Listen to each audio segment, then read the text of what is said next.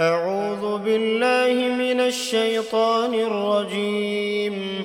بسم الله الرحمن الرحيم. لا أقسم بهذا البلد وأنت حل بهذا البلد ووالد وما ولد. لقد خلقنا الإنسان في كبد. أيحسب أن لن يقدر عليه أحد.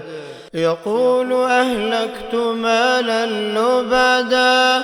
أيحسب أن لم يره أحد.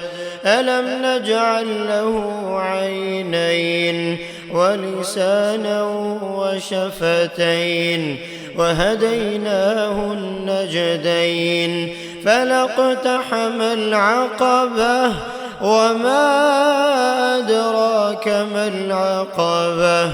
فك رقبة أو إطعام في يوم ذي مسغبة يتيما ذا مقربة أو مسكينا ذا متربة.